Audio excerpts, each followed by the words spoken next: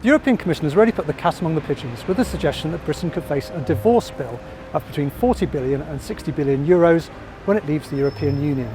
This is a bit like any divorce where you share up the assets and liabilities. And Britain calculated its net liability could be about 20 billion euros.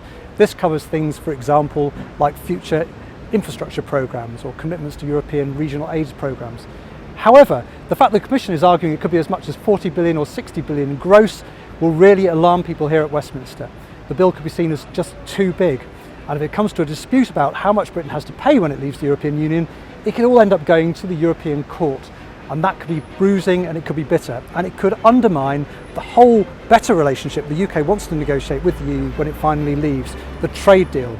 And it's quite interesting that Michel Barnier, the French former European Commissioner chosen by the European Commission to lead negotiations on its behalf with Britain, is suggesting that all the divorce talks could be wrapped up by 2018, which would leave Europe with another year or so to talk about the future relationship between the UK and the EU after Brexit happens.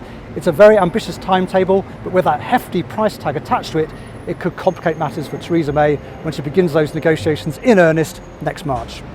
Well, while there's been a lot of discussion about how much Britain will have to pay when it leaves the European Union, before we even get to that point, Theresa May has got to have a plan.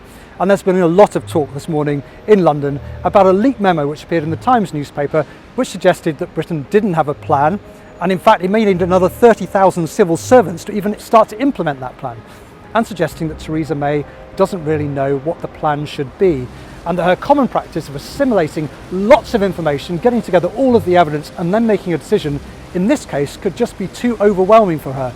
And in fact it could take a further 6 months before Theresa May and her government really know what to ask for in the Brexit negotiations. The government is in damage limitation mode this morning, saying this report from a Deloitte consultant wasn't commissioned by the government, and this person didn't even show the report to ministers. But nevertheless, it illustrated a wider point, which is that Whitehall is groaning under the weight of preparing for Brexit.